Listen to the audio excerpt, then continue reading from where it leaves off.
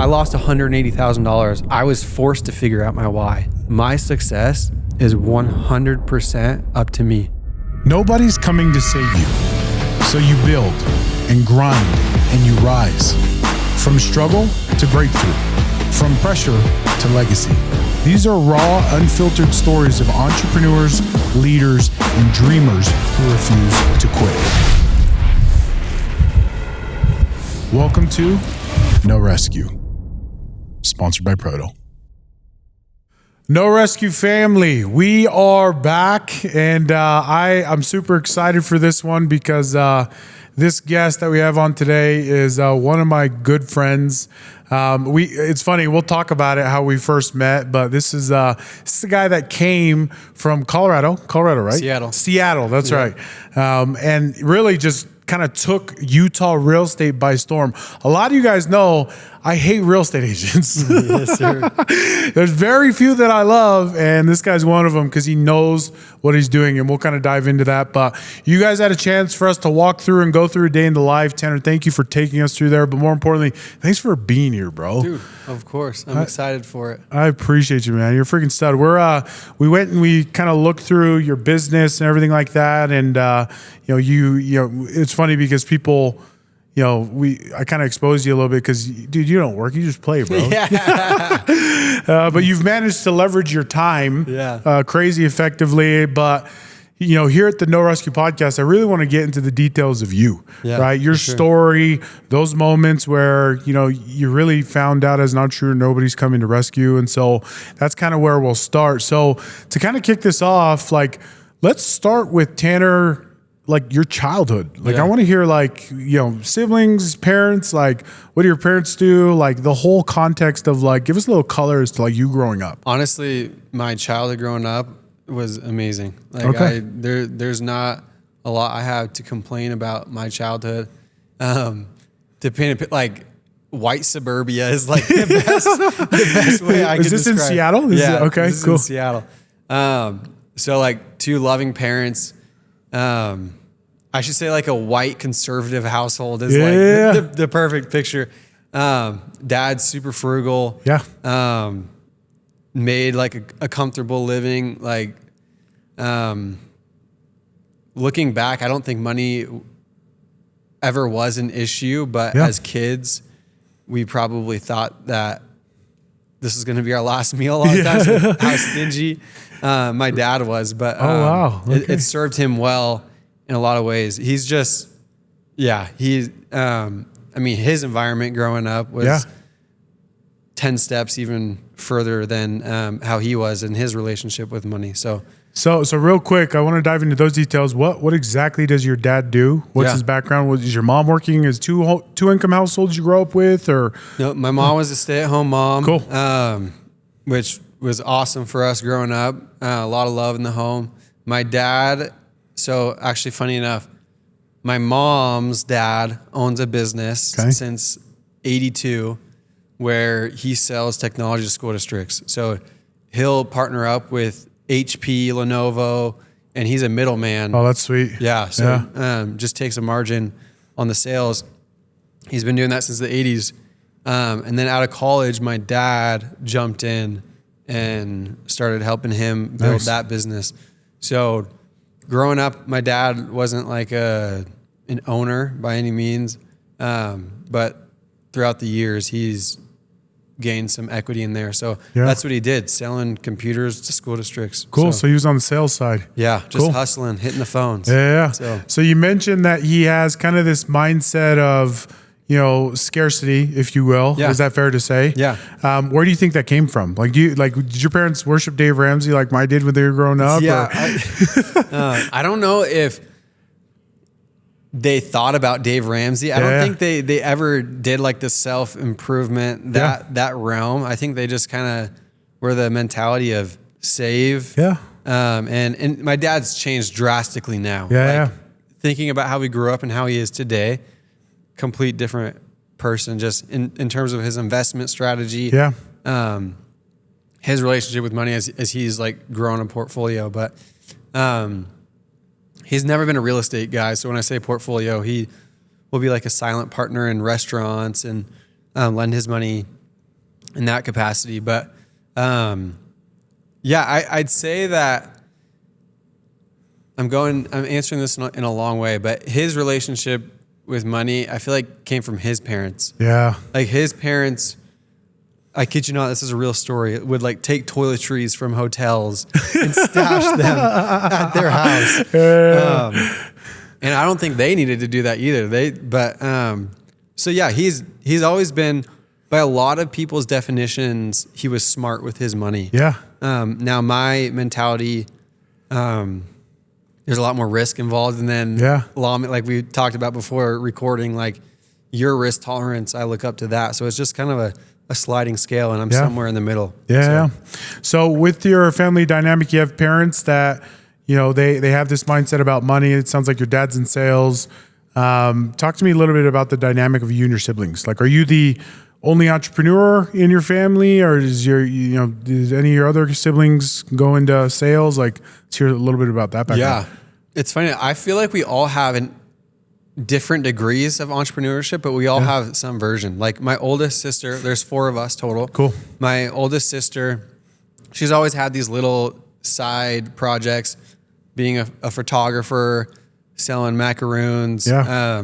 Like it's never been her full attention. Yeah. But like she dabbles in that space. And my sister, my older sister, but second oldest, she does electrolysis, which it's like hair removal, but permanent, I guess. Yeah. And that's her full-time gig now. That's awesome. So like she's an entrepreneur. And then my brother's dabbled in being a realtor in that space. So I feel like we all have an inclination towards that. Different levels, of course. But so yeah. I love it. So, so you have siblings that all have kind of a little bit of the entrepreneurial spirit in it.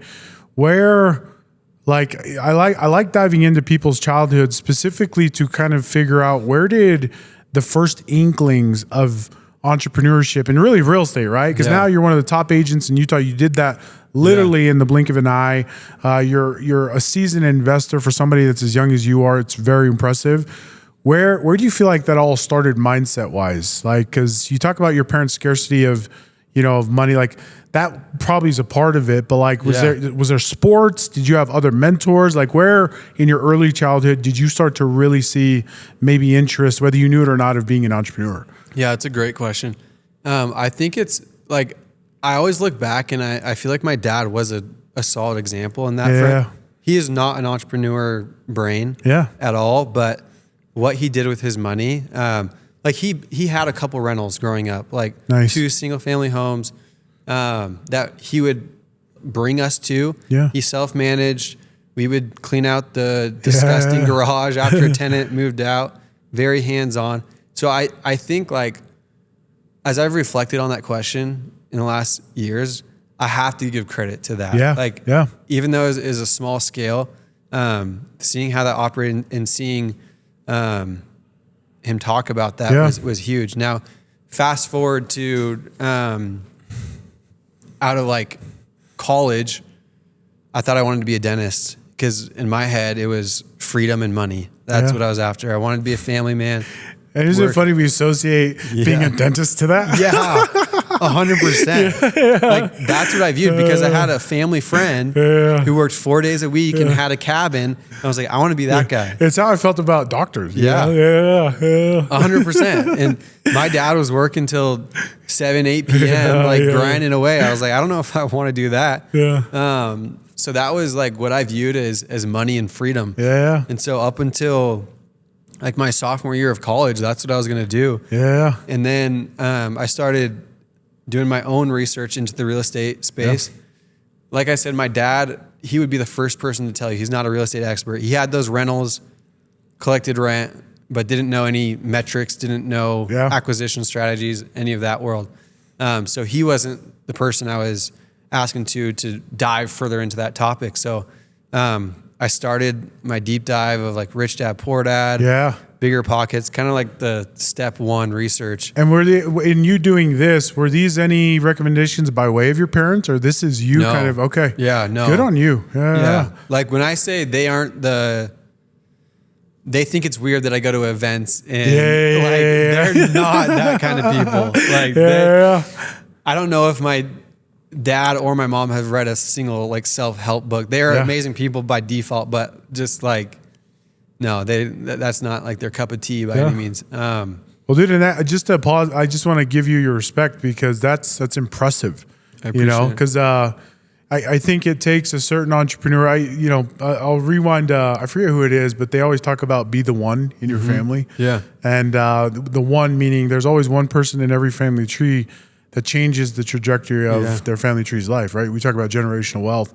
And I honestly think I think you're shaping up to be that, bro. And so being able to do that, because I do think too, it takes a special mindset in person to really more or less like learn entrepreneurial skill sets and identify them from people that aren't in entrepreneurship actively. You know what I mean? And so for you to be able to do that, hats off, dude. I appreciate it. Really, hats off. Yeah. So. And I feel like that's a good transition. Like my first mentor that I would call was a random guy that I met bidding on a property in some boon town in Washington. Okay. And I finally like got to the steps of taking action after the deep dive of analysis.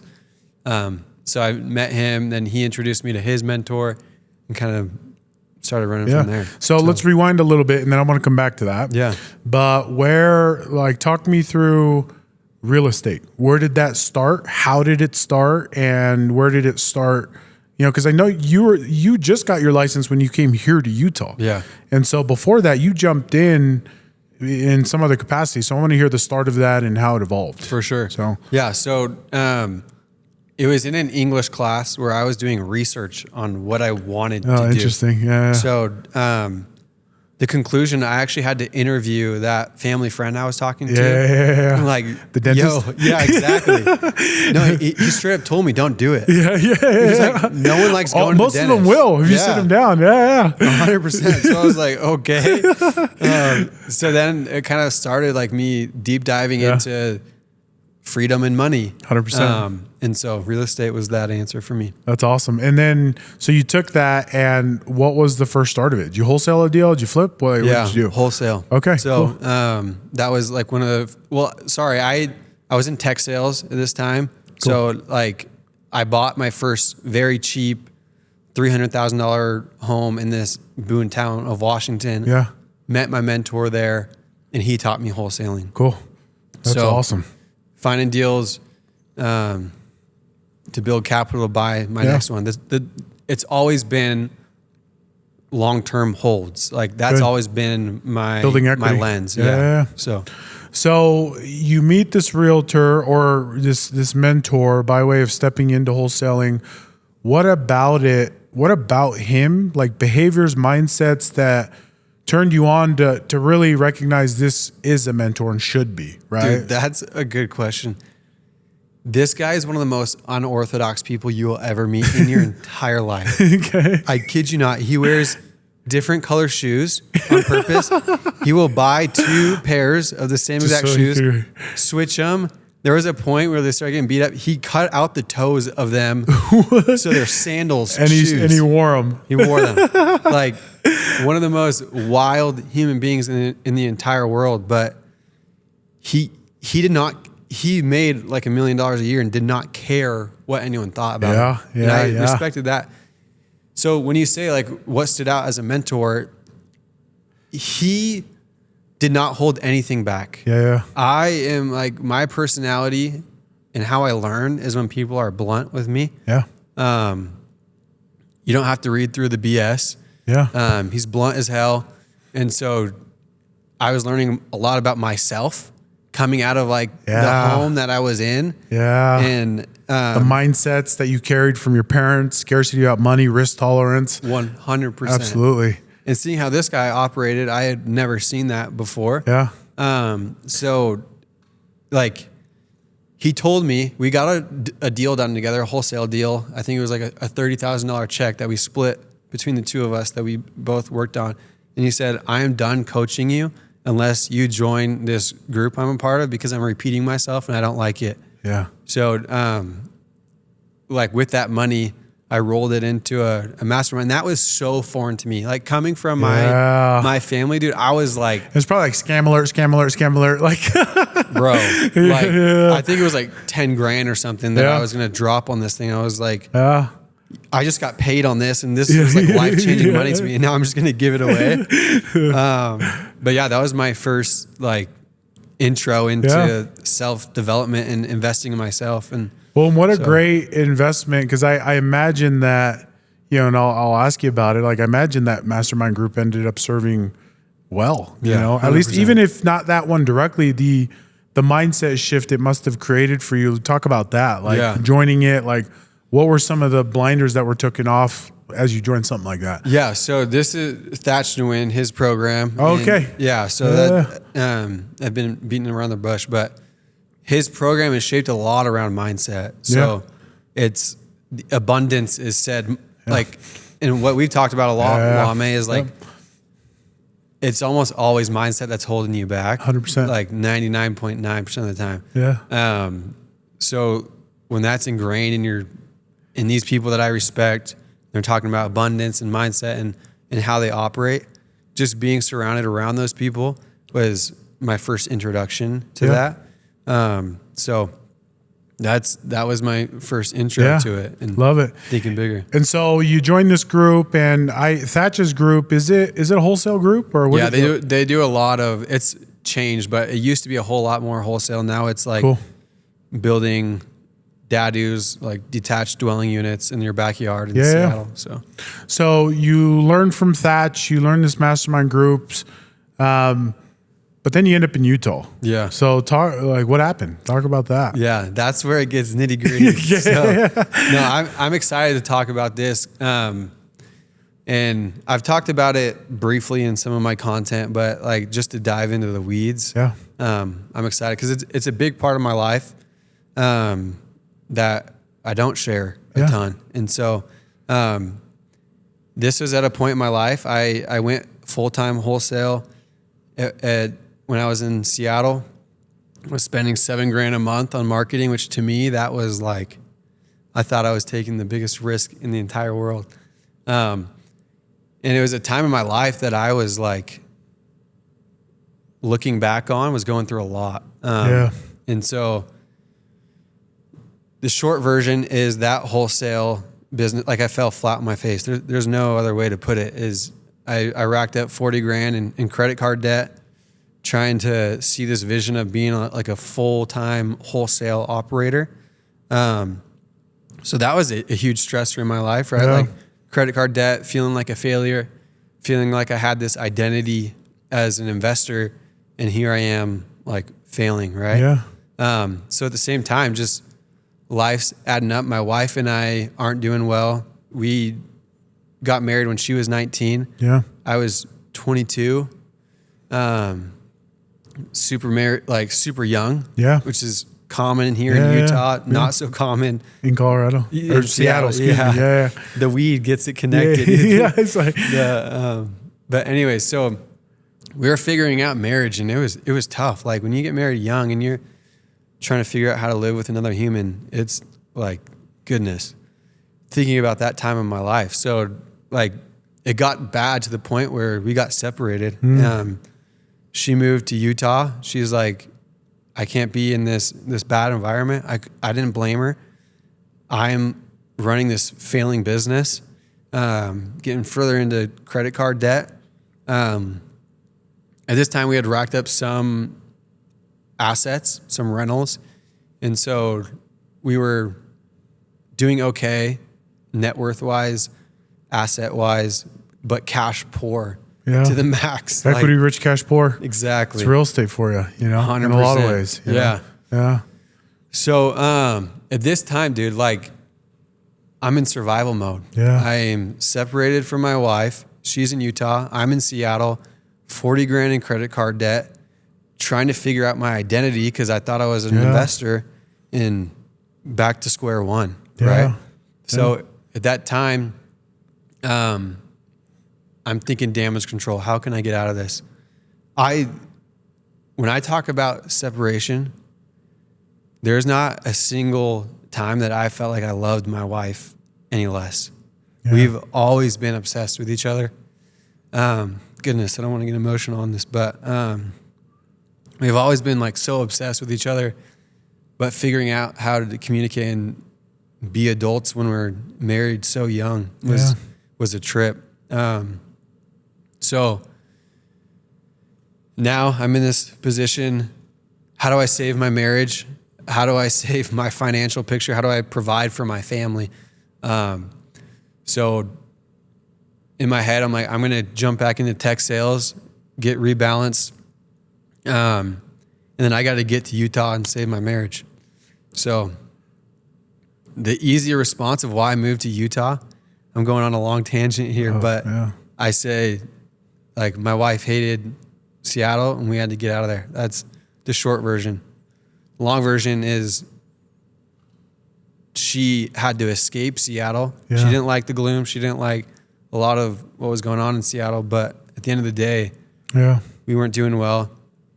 She moved out. So I jumped into tech sales in a remote job, sold our Kirkland house in Seattle area. So we had some cash in there, feeling okay. And then I moved to Utah. We decided that we were going to try and figure it out. Yeah. But it had to be in Utah where she was. New environment, Yeah. So we put in the work, and like that was one of the hardest things I had to do is just reframe my pride, my ego, and still not perfect, but to save my marriage. And now we've been doing much, much better. Yeah. Have our sweet little 8-month-old Gigi. So congrats, by the way. I appreciate it.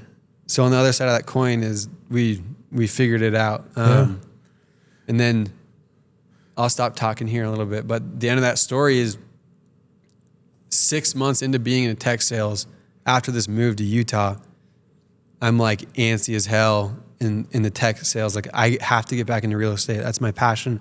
That's where I'm obsessed.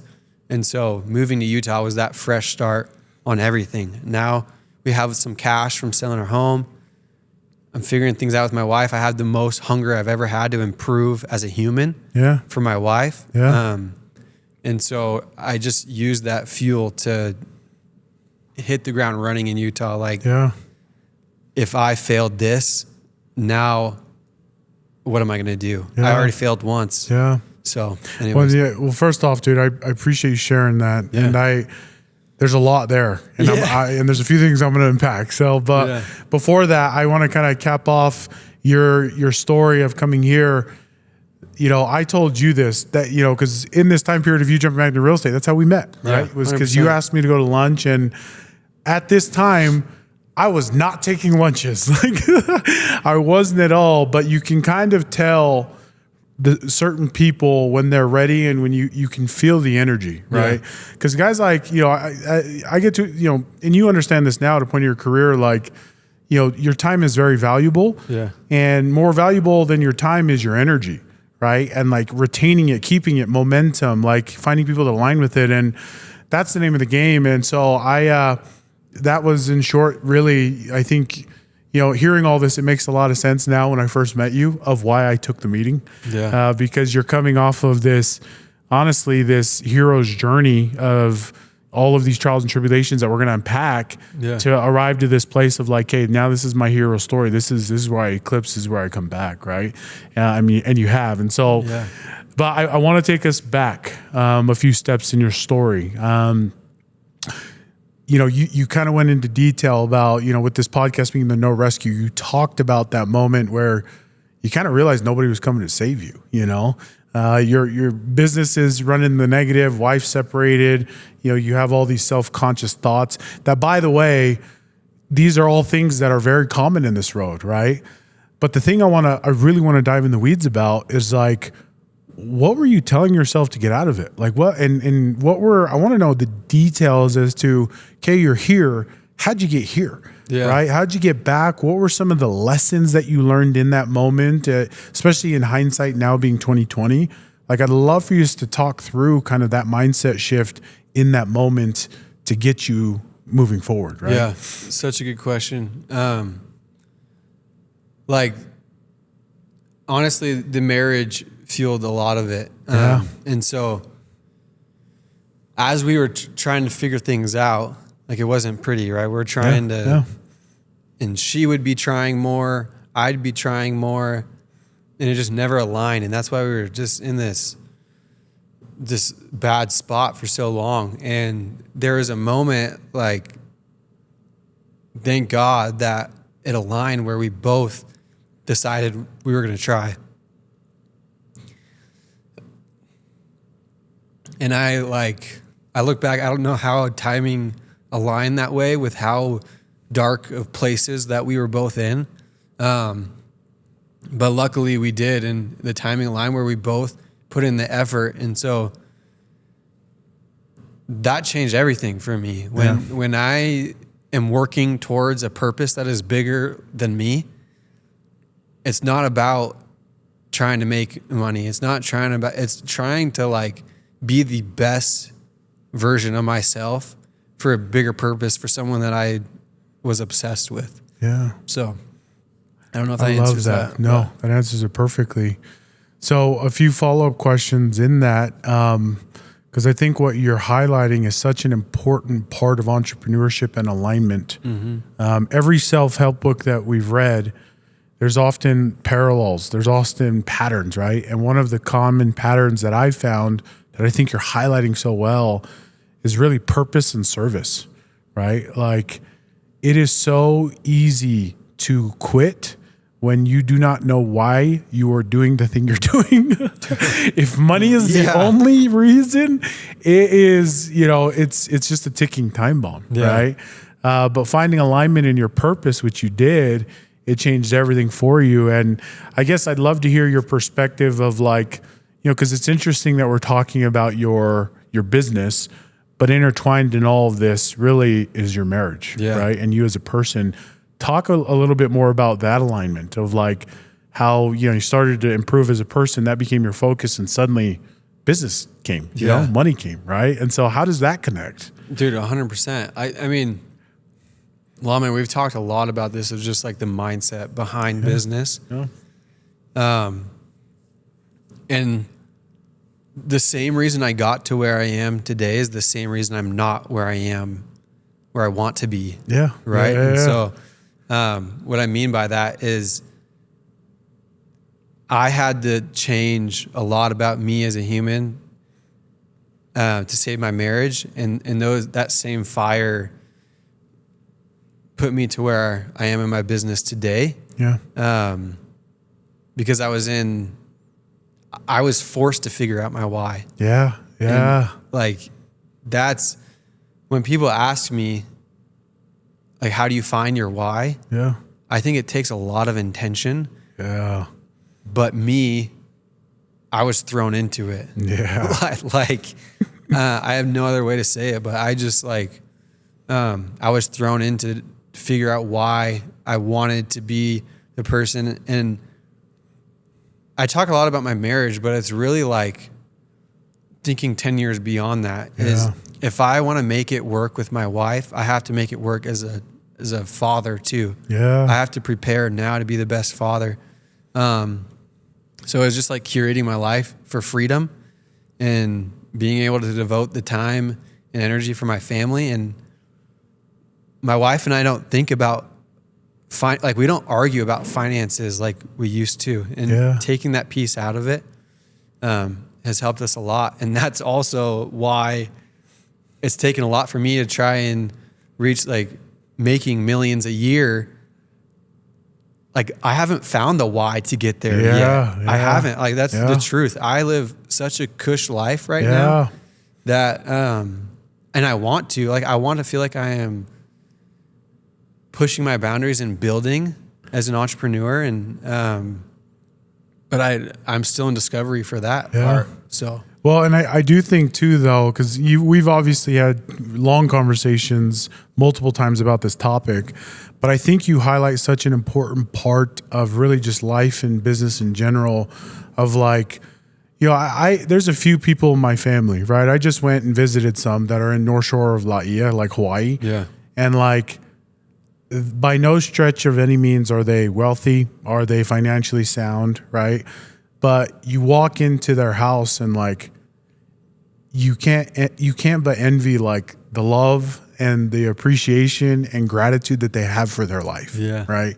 And I think what you're describing and prescribing is that, you know, at the end of the day, the end goal in any entrepreneur's life is really happiness, you know, and like to your point, I think you found this why that, you know, has made you very happy and comfortable. And that's the game, you know, and I can understand now why, as you've explained your life journey, I can empathize a lot more as to like the position you're in now. Yeah. And now my perspective is a little bit different in the sense of like, dude, maybe like you won, you know, like, but with that being said, knowing you too, like I wish, you're that contentment's only going to last, you know, a certain finite amount of time until you are going to want more. But I think what you have learned in this is really that full alignment and how important it is to get to the next level, right? And for sure, especially in business. So that's what I mean. You look back 5 years ago, and if I knew where I was today, like I would say 100% I've made it. Yeah. Like I can do whatever I want. I can travel wherever I want. I can like live the life that I have dreamed of for so long. Yeah. But then you like, once you're in it, bro, I think I am a tadpole in like a pool full of sharks. Yeah. Like, because I want to develop. I want to change. It's less about the free, like, I'd say it's less about freedom now because I really do. You have it. I have so much. Yeah. I am blessed in that regard. Yeah. Bro, we saw it today, dude. You golf more than you work, bro. 100%. And I'll touch on that too. Like, I golf a ton. Like, I golf 2 or 3 times a week. Yeah. And my wife thinks I'm like convincing her that I am making money out there is a tough combo. But I tell her, I have created this life. This is a lot of hard work on the background to be able to do what I do today. Like I golf a lot, but to me that's work. Yeah. I am networking with high level people on the golf course. I'm rubbing shoulders with people I never thought I would. My version of work looks a whole lot different than it did even 3 years ago, where I'm cold calling every day. I mean, we touched on this a little bit in my office, but like that's the dream. Like I feel like I am living my dream life, but it's that internal aspect that I know there's more in me. Yeah. And as a competitor, like I know you resonate with this a lot, and that's why I respect about you. Even if I'm making millions in 3 years, I'm going to be looking at Lame making tens of millions, and I'm going to like. There's always more. There's always more to chase. 100%. Yeah. This podcast is sponsored by Prodo. With Prodo, taste comes first, but trust follows. It's clean, it's grass-fed, and it's made with standards you can feel. This is protein for people who expect more. Bougie, not basic.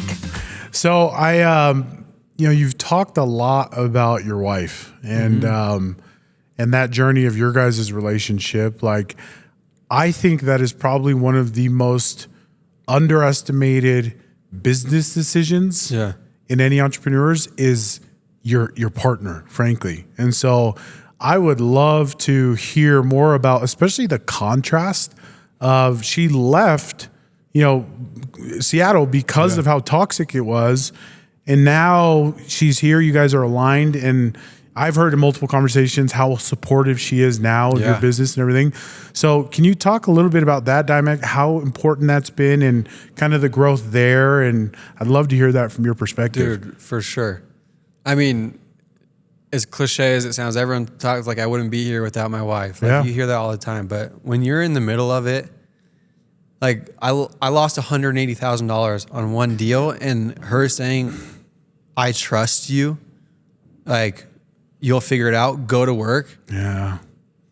That's like, you can't put that on paper. Like, that is absolutely priceless. And that's just one example of many. Like I've had L's up and down, and when I look back on that, when I was in the rut of our separation, you couldn't convince me that she was supportive. Yeah. Because I myself wasn't being the person that I needed to be for her. Yeah. And this is what I want people to realize is it's so easy to cast blame on your wife, but if she doesn't trust you, you cannot put that blame on her. Yeah. Like if you're not doing the things that you need to as a husband, as a provider, then why do you think that she should be this like support out of zero context? Yeah. She needs to feel safe. She needs to feel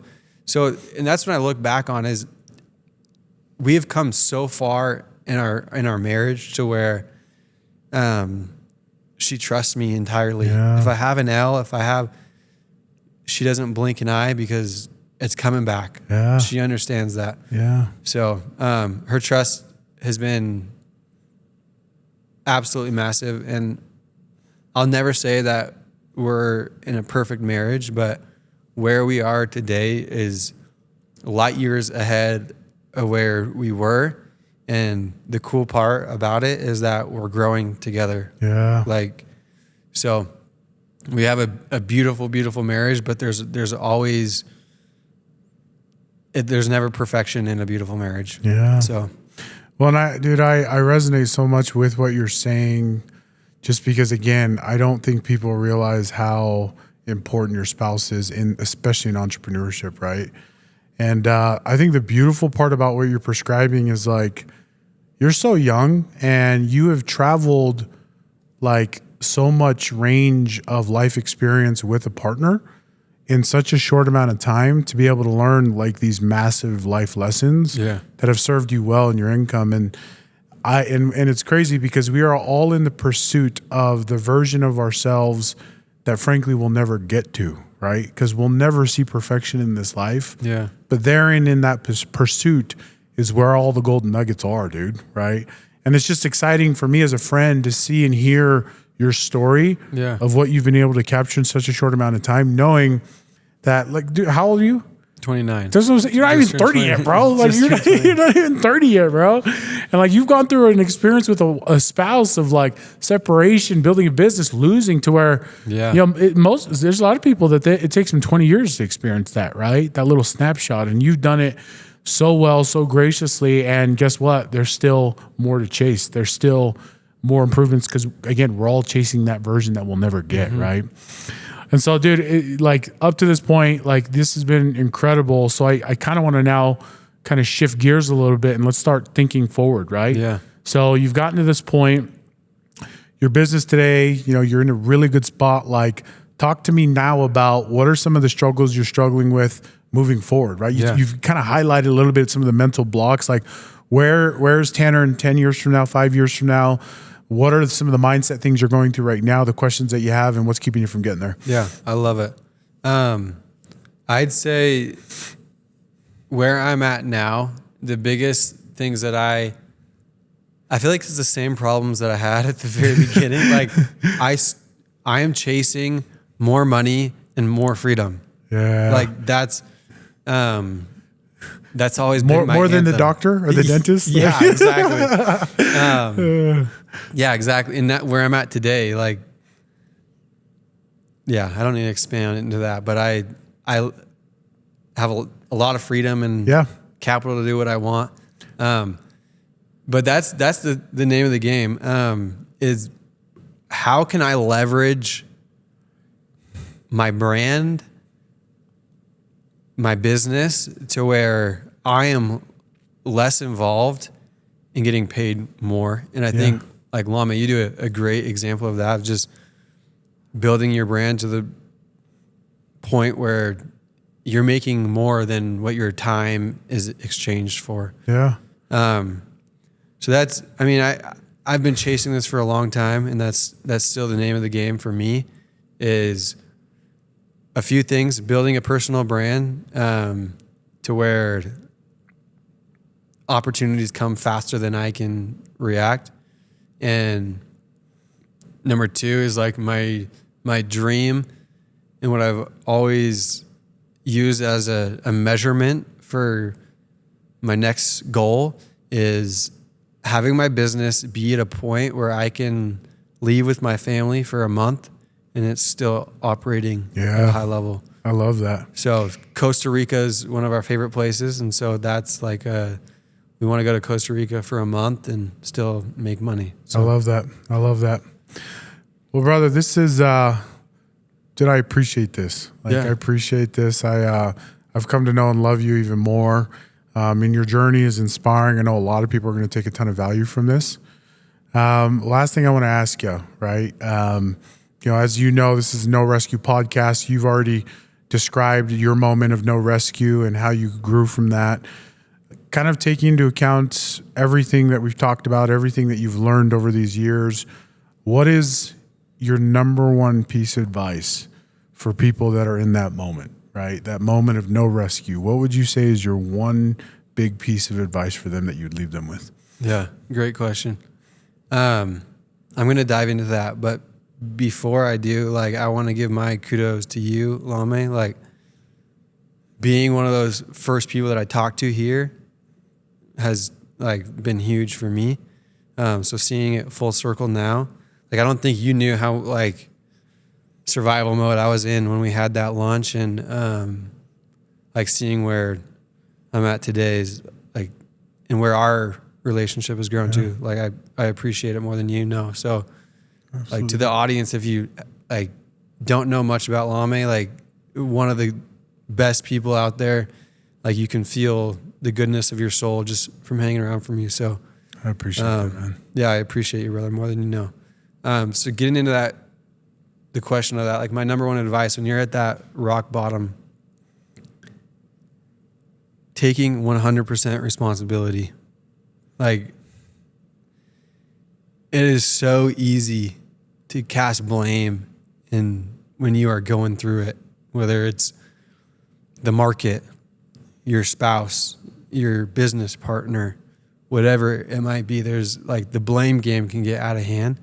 And that's one thing that finally got me out of that and was rocket fuel for my business is I don't care what's happening. My success is 100% up to me. And that changes how I operated so drastically. It changed how many, my prospecting, it changed how I serviced clients and my customer service. It changed everything about my business of taking 100% responsibility. And that came at a time where it had been the lowest amount of sales in Utah since 1995. In my very first year of Utah, I was top 1% agent, top 500 for the Salt Lake Board, whatever. Made more money than I ever thought in an environment that people were struggling all around me. But because my mindset was, I have to figure this out. I don't care about the outside factors. This is 100% up to me. That's how I got out of it. Yeah. So that's my advice there. Bro, that's so gas. I got chills as you gave that. This whole podcast has been awesome.